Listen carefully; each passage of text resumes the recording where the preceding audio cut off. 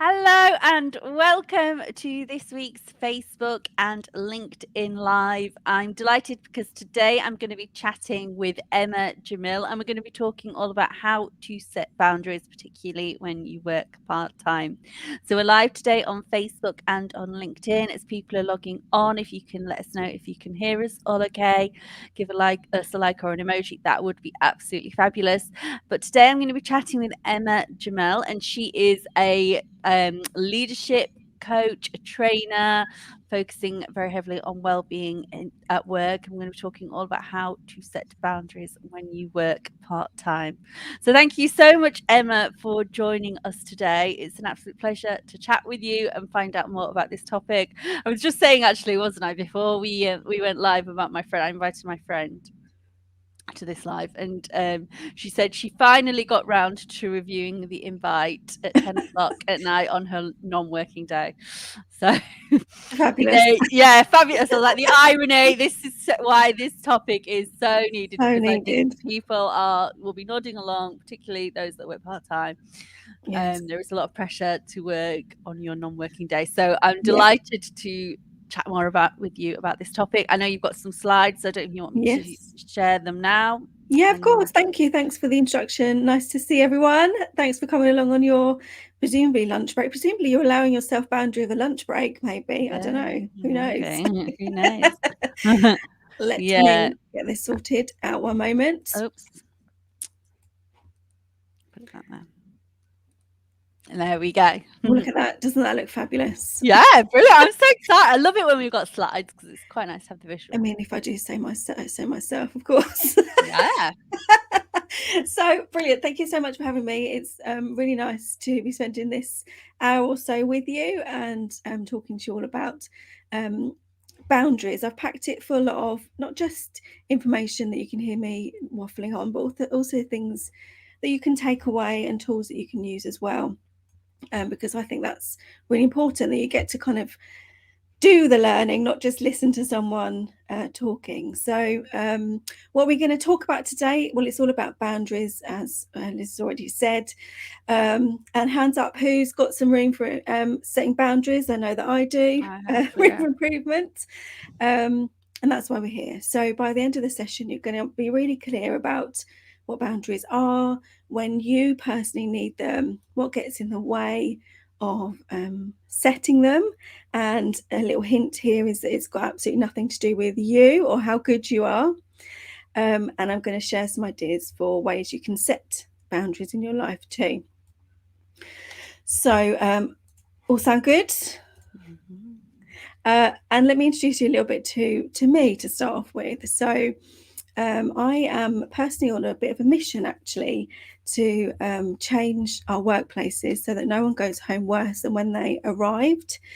And I rely on a nearly 20-year career in HR to inform my view that actually there is a lot of room of improvement when it comes to making that a reality. And I have personally worked full time, I've worked part time, I've worked condensed hours, and ultimately these days I've left kind of the corporate world to set up my own business. Mainly because actually I want that flexibility that I haven't been able to find at work. So my boundary was saying, actually, can I find what's working for me within a corporate environment? And I realised that I couldn't, which is what encouraged me to leave. But I recognise that isn't an option for everyone, and I don't actually think that means that we should just put up and shut up. Because I believe that the more of us who are sustainably unstoppable in pursuing what we really want, then the more our workplaces are going to need to change and adapt, because we're going to be an unstoppable force, right? So these days, that's what I do. Is I help women to be unstoppable in the pursuit of what they really want. And there are 4 components of that in my world.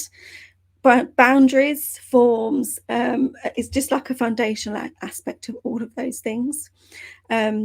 So that's again why it's so great that we're here talking about it. It's a foundational aspect, and we are going to get stuck in right now. So let me know first off if any of these resonate with you as statements. So I feel like I have to work outside of my contracted hours to keep on top of everything. We've just had an example there already of someone doing that. Perhaps we might worry that people won't think that we are pulling our weight. Perhaps you find yourself taking on more than you know that you have capacity for within your contracted hours. And perhaps you're even coping with people making jokes about the fact that you're a part-timer. Oh, it's all right for you. You're a part-timer. And then maybe you're feeling that you don't have enough time for your work or your family. So again, let me know if anything is resonating with you on that front. What I would be diagnosing if this was indeed a medical condition, and I was indeed a doctor, I'd be diagnosing a lack of boundaryitis. And I know that you'll probably be sitting there thinking, well, no, those things are true. Those things are true to me. If I don't do this, then this will happen. And that is absolutely okay. If you have a pen and paper, some pen and paper with you now, write those thoughts down because they are what your hardwiring is. And we're going to talk all about that as we go through this today. So anytime you find something that you think is confronting about what I say, make a note of it because those words that are happening in your mind are really, really important. And so if we are in fact dealing with a lack of boundaryitis, then it seems a good place to start might be in terms of our treatment is to understand actually what boundaries are in the first place. And boundaries seem to be those things that one of these things these days that are kind of spouted out by all the self-help gurus of yes, we need boundaries and my life is so boundaries and everything's boundaries set me free and all that kind of stuff. But what does it actually mean for us?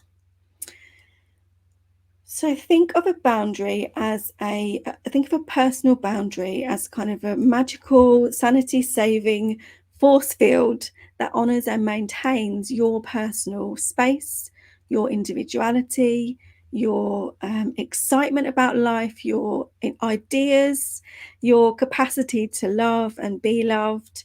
They're basically all the things that you value in yourself and in your life. And I think boundaries work on a continuum. So some boundary lines are really hard and fast and consistent no's, and while others are a little bit kind of fuzzier and don't have to be drawn in such permanent ink. It's okay also to think about your boundaries from now and again and to reassess them. And I also think that they coexist. So if you have a boundary in one area of your life that needs to soften at a particular point in time, then you might firm up a boundary in another part of your life to compensate. So in some areas of our lives, we can be incredibly boundaried, completely close ourselves off from other people, just not let them worry us at all. And in others, not so much. And we end up giving all of our time to other people. So in one area of our life, we could be really great at setting boundaries. And in another area, not so much, and we might struggle. And we can also really feel that imbalance too. I'm just going to get my teeth in. I'm going to take a sip of my tea. Leave it. What are you thinking, Liz, so far? How's this going down? It's interesting, isn't it? Because also there's the workouts boundaries thing, but there can also be boundaries with friends, Yes. that might be really quite emotionally draining, and you might feel you need to set boundaries with them. Sometimes you need to set boundaries with your family, and that can be really, really tricky. And yeah, Absolutely. interesting to hear about your thoughts, on the personal boundaries as well, that sometimes we need to set. We could have set that up actually, Liz, because we didn't. Oh, right, yeah. No, we didn't. we didn't set that up. But you're absolutely right. So, we're talking about this in the context of work, particularly being part-time work at work. But, how often do all of us probably give so much of ourselves to a work or an area of our life that then takes us away from other things? So work really isn't the only area of our life that we need to set boundaries in. And if again we think about that definition, it's that maintenance of our personal space, of our individuality, of our ideas, anything that's important to us that doesn't just revolve around work, right? So, and here are some of the examples of where you might need boundaries: your career, your body, relationships, financial boundaries, family boundaries, and time too. And you can go really granular into those as well. You can break that down even more. So, financial, for example, you might have a boundary where you will save a certain amount a month. That could be a boundary for you. A further boundary might be, I had a conversation with my hairdresser as an example of this. We were talking about buying birthday presents for our child's friends at their birthday parties, and I was like, well, I'm never spending more than a £5. And she was like, oh yeah, I think I should spend about 20. And I was like, what? So my boundary is that I don't spend a lot of money on Yeah, party random presents. children's presents. Yeah. Whereas you didn't have a boundary in the area, so they're unique to us. And you can break all of these down into even more detail for you, and what is right for you as well. Now, those big boundaries, those things that are always the black and white things, they probably don't shift too much. So an example of that is, boundary is that we wouldn't drink and drive. Generally, that's a really big black boundary. They're in black and white. You don't drink and drive. That's pretty much universally accepted. And then those boundaries that do shift, that aren't consistent all the time, they're kind of the littler boundaries. So an example of that might be, you wouldn't let someone else drive your car, but in fact, if you have had a drink on the night, then you might let a friend drive you home rather than you being the one to do that. So that's just, really simple example to highlight that difference between really big boundaries and the littler boundaries. And the thing is, when we because those littler boundaries are more flexible, they tend to be more influenced by our reaction to what's going on in the moment. Excuse me. And quite often that means that unless we set and commit to boundaries that are meaningful to us as individuals, then they can get eroded over time. And what happens when they get eroded over time is they kind of start impacting on our bigger boundaries. So we might have a big boundary around our work and our personal life, for example, but all the little times that we give ourselves or don't take action for those smaller boundaries, it can start building up into the impacting on those bigger boundaries that we set for ourselves. Excuse me. And some of those things that I talked about at the beginning around checking your emails outside of work, or putting up with a colleague making jokes about being a part-timer, they don't necessarily have a big impact in the moment, and those things are littler boundaries, but over time they can really kind of wear down your sense of resilience, and your ability to take empowered action too. So and there might be things coming to mind for you and for people listening now as to kind of, well, yeah, oh yes, I recognise actually those smaller boundaries, they're the ones that are probably being eroded over time. You're thinking about your friend, your hairdresser, and the how much you spend on the party. I suppose you might think, oh, good friends, I'll spend £8, and then it starts going off, and and the boundary's gone then. Yeah, exactly. Yeah, and we can get, again, that's something that can get really influenced in the moment. If we go to a party and all the other parents have spent like loads of money, you're going to be more influenced next time. Yeah. Unless you're really strong with your boundary, that actually you feel you should be spending more money too. So I'm going to start with the big picture stuff in terms of what actually gets in the way of us setting boundaries, and I'm really going to try and not get on my soapbox too much, and this is tailored towards women at work. Okay, so I work with women in my general life. It's empowering women that is where I'm kind of all at. So I'll try not to get on my soapbox too much, but as women, it is harder for us to set boundaries, and this is because of gender stereotyping. So basically, in a nutshell, there are certain behaviours that we are meant to demonstrate as women that are accepted by other people, and the traits that are valued for men and women are different. So as women, the things that are likely to be valued for us are things like beauty, compassion, kindness, and responsibility. Those standards that we hold for the ideal man and woman form our expectations for how they should behave. So, and we want men and we want women, men and women, to align to those behaviours to meet this standard, these standards that we have for them.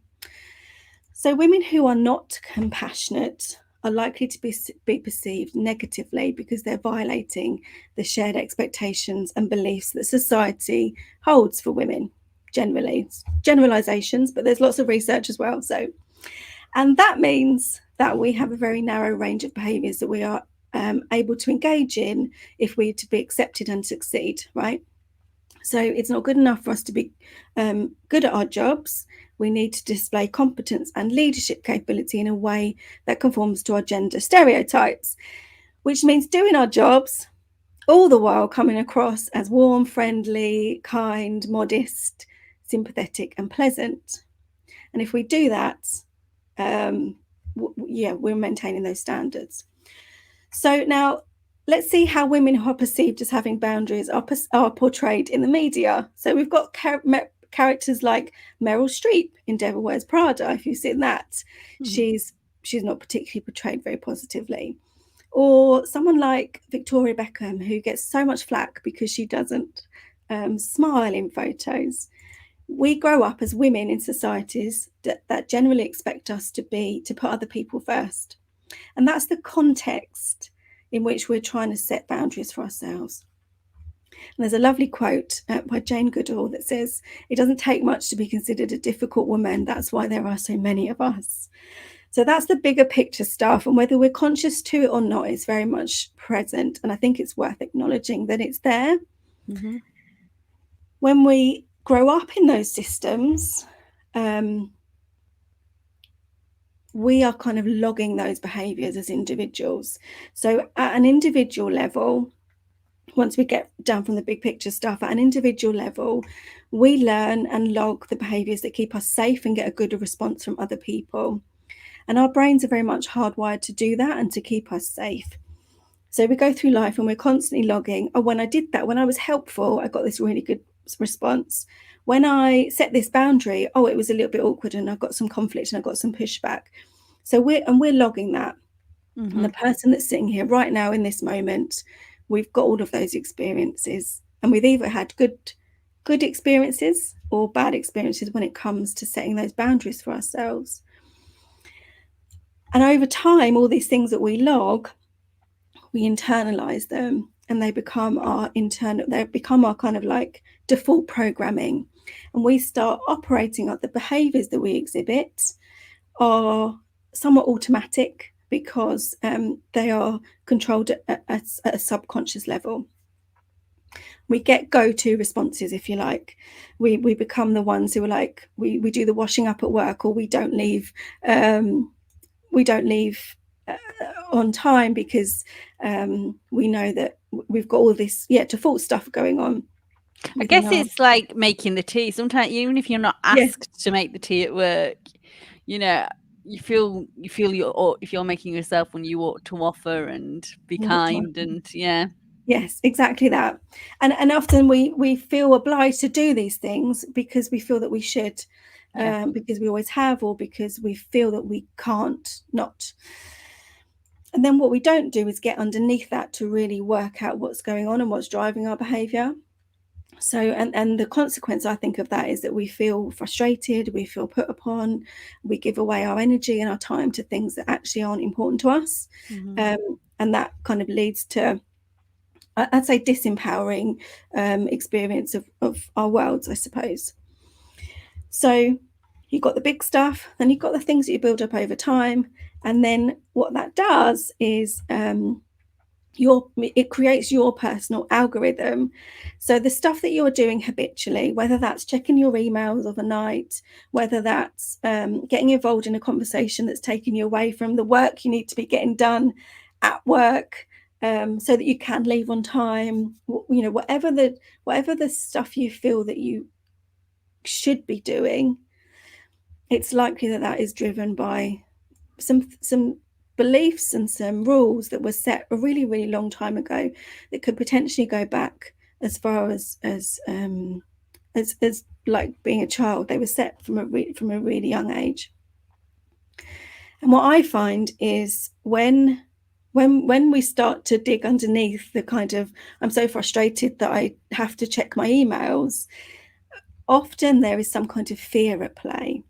And now, whether that's a fear of not being liked, or a fear of missing out, or a fear of not belonging, a fear, how you're going to be perceived by other people, that it's this fear often provokes behaviors that aren't helpful to us, that we don't really want to be doing, and we can feel powerless and frustrated too.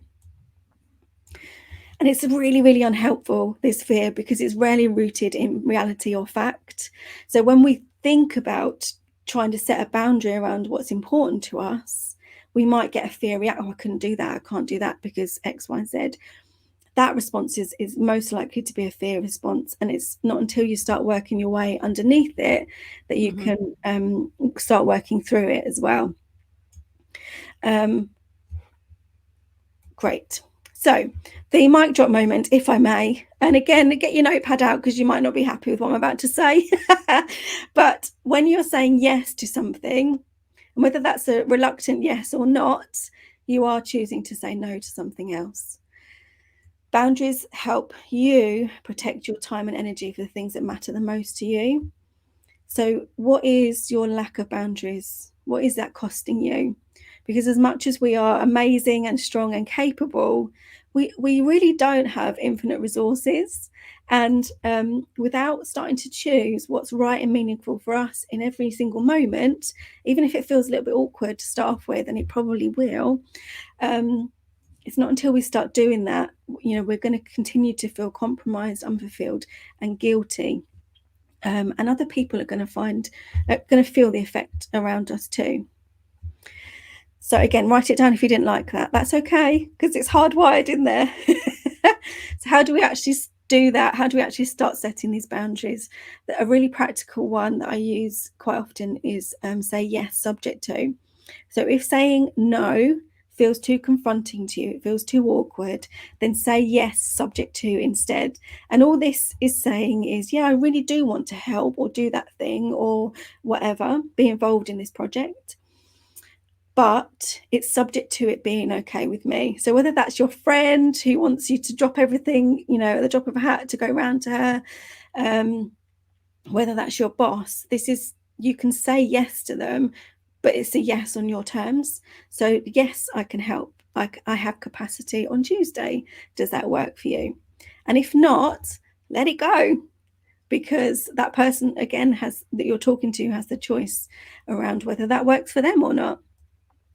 Another great one, especially when you're talking to your boss. Yeah, of course, I'd love to help. That project sounds really, really interesting. What would you like me to deprioritize to make space for that? So you don't have to, if it's your boss asking you something, you don't have to be the one to work out how you're going to fit everything into your hours. That's your boss's job to know what's going on. So yeah, of course I can do that. What would you like me to deprioritize? I love that. Yeah, if I was still employed, It is fabulous. Yeah. And I tell you, I've used it once. I've used it more than once, but the first time I used it, What were you nervous saying it? I do, and I sat there and my heart was going, and Yeah. I'm sure I was flushed, and I was like, oh my god, and 10 seconds of silence felt like an hour. It was, but yeah, I said, of course, I was about to start working on this thing. Would you like me to work on this instead of this? And his response was like, well, of course I want you to work on both. And I still kept quiet. I was like, I've set my boundary. Don't keep talking. Yeah. And he made the choice. Great. And I didn't have to work, really late into the night, which is what initially was my reaction I was planning to do. Yeah. Now, the second thing is to get really clear on what you're feeling, because your body is a great indicator that something's going on for you. So often there is a physiological response that goes along, particularly when a boundary of yours is being crossed. And anger is normally a really clear indicator. that something's going on for you. And I wanted to share this with you.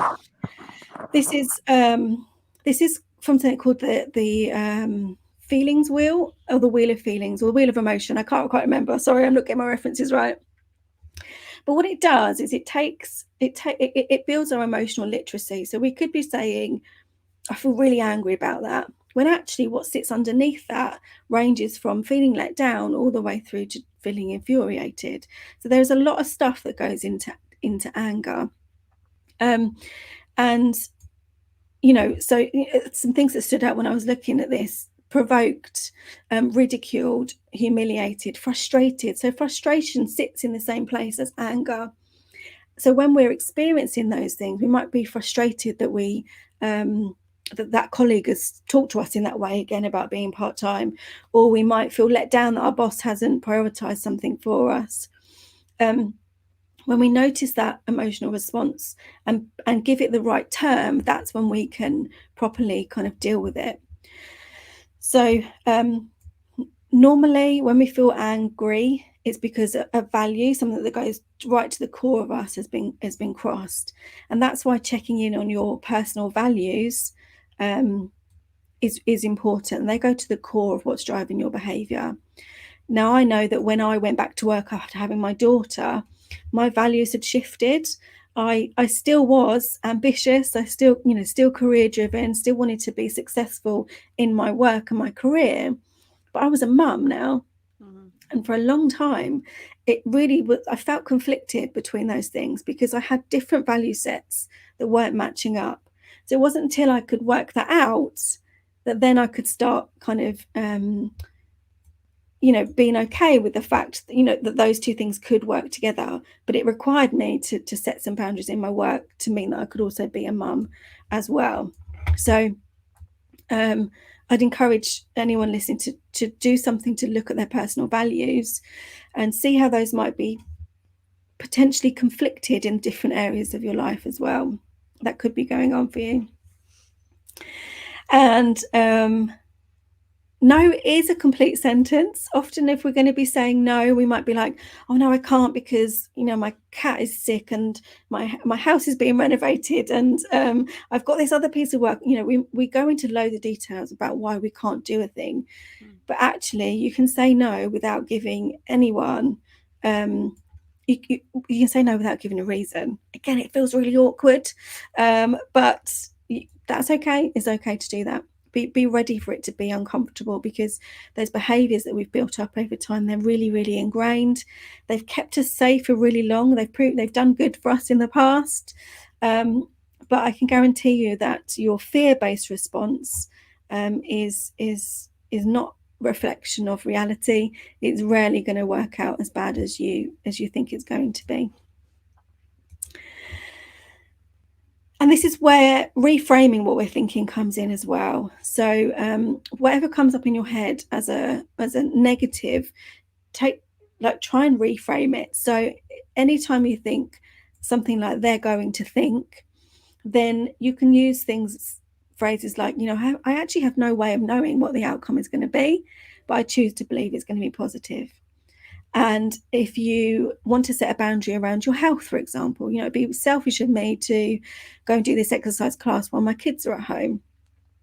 You can say instead, my needs are as important as anyone else's, and I see this boundary as an act of self-care.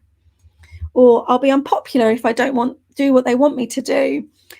The people who are right for me will respect my ability to be able to be clear with them about what I need. Mm-hmm. So reframing that narrative, getting into the practice of doing that's really important. Again, it takes practice, it takes a commitment to do that, but it is entirely possible.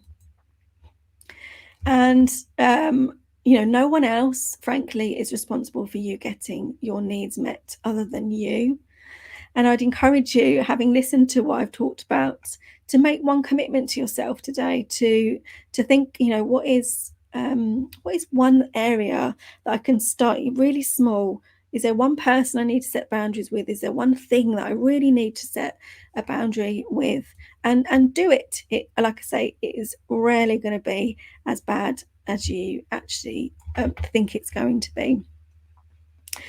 So, yes, that was all I was going to cover off, Liz. This is me, my contact details. I'm really Yeah, happy for people to get in brilliant. touch. Should I stop sharing and see if there are any questions or anything that you want to? Yeah, Yeah. thank you. So there we go. That was brilliant. Thank you so much. And it made a lot of sense, I think, what you said, particularly around the gender, stereotypes. Obviously, there's research backed into that about women, why particularly women struggle to set boundaries. I think because we are just people pleasers and we don't want to let people feel like we're letting people down. Yes. Yeah, and I think it's ingrained from us. I mean, I'm a mum of a daughter now, and you walk around even just the clothing sections of a the girls' clothing section, all the t-shirts are like, be kind always and always smile. Yeah. It's like, no, like let's entice the rage, because you don't have to be kind all the time. It is you can set boundaries for yourself as a woman without stepping on other people's toes. And I think even if we're just 10% more bold in how we stick up for ourselves, it's still not going to be probably anywhere near what Devil Wears Prada, Meryl Streep. We're just not going to be going there, right? So Yeah. yeah, and I And think it's yeah. we So I was didn't going to say it's kind as well for you to respect somebody's boundaries, isn't it? That is a kind thing to do. And yeah, sometimes people might not realize how much you have on, they might ask you yeah. something and not realize. So sometimes a bit of, and educating them as well if you sort of set those boundaries and say no. And Yeah, absolutely. And what's wrong with being kind to ourselves as well, right? yeah, Like kindness isn't just absolutely. something that we can reserve for other people. Surely it has to be something that we can show to ourselves. Yeah. And sometimes that might mean saying no to other people, Yeah, which is absolutely. okay, right? Yeah, absolutely, absolutely. Anne says, lovely to see you, Emma. Thank you for this. Oh, thank you. She's asked, and actually, if anyone has any questions, please pop them in the comments. Anne has asked, what boundaries do you think are most common around part-time, which people need to consider? Boundaries, I think there's two things. I think there's mainly how you're working when you're at work. Now, I think part-time people who work part-time just get stuff done. They just do. And for me, that might be, like I said, what do you get yourself involved with when you're at work? So there's boundaries around prioritizing the right work, prioritizing the conversations you're involved in, not having to be involved in everything, which again comes with its own level of uncomfortable. Yeah. But boundaries at work, and then your boundaries around your working hours. Sometimes we might need to work in the evening, but I don't think that should be the norm, particularly not if it's taking you away from something else that's important to you. So yeah, boundaries around your working hours, and the way that you can keep that boundary is to work out what you're doing in work. Mm-hmm. If that makes sense. Yeah. She's asked us, what tools do you use to prioritize the boundary calls, or maybe just boundaries? So, any tools? Anne, can you tell me what you mean by that? The boundary. Yeah, I think as in tools wise, I would say it's your personal values. Getting clear on what your personal values are is really, really important. If life values wise, time with my family is really important, then why do I keep putting work first? And that understanding that actually your value is time with your family, then you can start addressing the behavior, which normally comes to like a belief. Maybe time management tools. Okay. Yes. Do we can only be productive for something like 2 hours a day or something like that. Like we try and be productive for much longer, but it's not actually great for us to do that.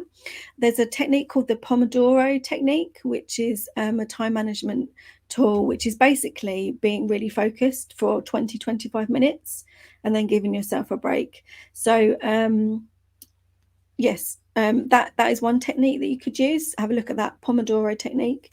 I also talk about energy management as opposed to time management, which is far too much to go into right now. But basically, it's around doing the activities that you have the energy for, rather than and blocking those things, rather than time blocking those things, rather than trying to do lots of different things all at once. Mm-hmm. So I think both of those are really around focusing your time and your energy, rather than multitasking, because again, we're not actually, we say energy. Yeah, brilliant. So I don't know if anyone has any final questions for Emma. Where can people find, if people are watching this on replay, where can people find you, connect with you, and maybe ask you more? Yeah, of course. So LinkedIn is the best place, although I am on Facebook as well. I've got a Facebook page at Be Unstoppable UK, and then LinkedIn. I don't have a page, but just come and connect with me on my profile. That would be great. Brilliant. And you offer coaching and training services, so Coaching and training, yes. You'd help people more with this if they needed absolutely. assistance. Brilliant. Well, thank you so much for your time, Emma. We'll put all the links in the show notes, and if anyone obviously wants to watch this on replay, they can. They're all available on my LinkedIn profile and the website. Thank you so much, Emma, for joining us today, and thank you for everyone that has watched live and on the replay. Lovely. Thanks for having me.